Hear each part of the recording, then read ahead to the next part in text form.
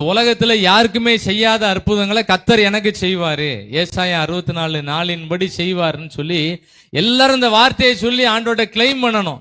அப்படியே கத்தர் நடத்துவார். ஆமேன், ஆமேன், ஆமேன். சொன்னீங்களா? பின்னால எல்லாரும் சொன்னாதான் ஒரு பலன் கிடைக்கும். இது ஒரு ஆவிக்குரிய மாத்திரைன்னு சொல்லிட்டேன். இது எத்தனை நடனாலும் சொல்லலாம், எவ்வளவு நேரம்னாலும் சொல்லலாம். எஸ்ராவின் நாட்கள்ல ஊழியர்கள் அந்த பிரசங்க பீடத்துல பேசும்போது மக்கள் எல்லாம் ஆமேன் ஆமேன்னு கையை குவிச்சு ஆமேன் ஆமேன்னு சொல்லுவாங்களாம். பழைய காலத்துல 2 ஆமேன்னு சொல்லியிருக்காங்க. இந்த எழுப்புதல் காலத்துல நிறைய ஆமேன்னு சொல்லணும். அல்லேலூயா. பழைய ஏற்பாட்டு காலத்துல 2 ஆமேன்னு சொன்னாங்க, கை குவித்து ஆமேன்னு சொன்னாங்களாம். அதே மாதிரி இப்போ உள்ள எழுப்புதல் காலம், இது எழுப்புதல் காலம். எல்லாரையும் ஆண்டவர் பயன்படுத்துவாரு, எல்லாரையும் நல்லா ஜெபிக்கிறவங்களா பயன்படுத்துவாரு, எல்லாரையும் ஆண்டவர் நல்ல ஊழியம் செய்யறவங்களா பயன்படுத்துவாரு. இந்த காலத்துல எல்லாரும் இந்த ஆவிக்குரிய மாத்திரைய சொல்லிக்கிட்டே இருக்கணும், யாரும் கம்முன்னு இருந்துடக்கூடாது.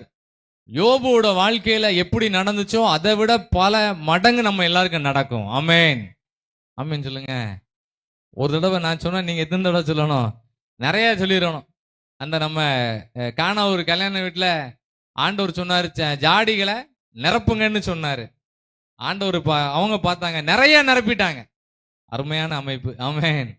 இது கூட ஒரு ஜெபம் பண்ணேன், ஆண்டவரே இதுல நின்று பேசுறதுக்கு ஒரு அமைப்பு கிடைக்குமான்னு பார்த்தேன். பெஸ்டா கொண்டு வந்து சேர்த்தார். முன்னிலைமையை காட்டிலும் பின்னிலைமை எப்படி இருக்கு? கை தட்டி நன்றி சொல்லுங்க பாப்போம். ஆமேன். எவ்வளவு அருமையான அமைப்பு பாருங்க. பிளான் பண்ணா கூட நடக்காது. ஆண்டவரே முன்னிலைமையை முன்னால ஒரு மணி நேரத்துக்கு முன்னால இருந்ததை காட்டிலும் பின்னால உள்ள நிலைமை எப்படி இருக்கு? இப்போ ரொம்ப ஹை ஸ்டாண்டர்ட் ஆக்கிட்டார்.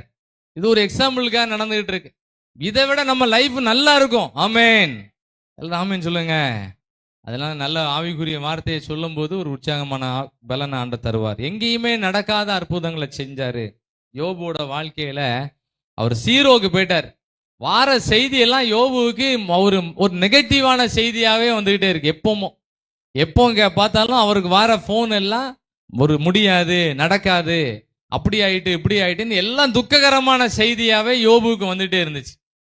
ஆனா அப்படிப்பட்ட நிலைமையிலையும் யோபுவை கர்த்தர் நல்லா ஆசீர்வதிச்சார். கை உயர்த்தியெல்லாம் பார்த்துக்கிட்டே இருக்கேன், எத்தனை பேர் உயர்த்துறீங்கன்னு பார்க்குறேன். ஆண்டவர் மேலே ஸ்கேன் பண்ணுவார், மேலேயே ஸ்கேன் பண்ணுவார், கைகளெல்லாம் ஸ்கேன் பண்ணுவார். இந்த வார்த்தையை யாரெல்லாம் நம்புறீங்களோ அவங்களெல்லாம் ஸ்கேன் பண்ணுவார். கொஞ்ச நேரம் கழிச்சு இந்த வசனம்லாம் மறந்து போயிடும். பல கதைகள் வரும்போது நம்ம யாரெல்லாம் விசுவாச வார்த்தையை சொன்னீங்களோ அந்த ஃபைலை எடுத்து ஆண்டவர் பார்ப்பாரு. பைபிள் அப்படிதான் பார்த்துருக்கிறாரு. மொர்தெகாய்க்கு ஃபைல பார்த்துருக்கிறாரு, யோசேப்போட ஃபைலை எடுத்து பார்த்துருக்கிறாரு. ஃபைலு கீழே போயிடுது, ஆனால் அந்த ஃபைலை ஆன் பண்ணி பார்த்து அவனுக்கு நல்ல ஆசீர்வாதத்தை கர்த்தரே கொடுத்தாரு. அல்லேலூயா. இன்னைக்கு ஆண்டவர் நம்மோடு பேசுகிற வார்த்தை நம்முடைய முன்னால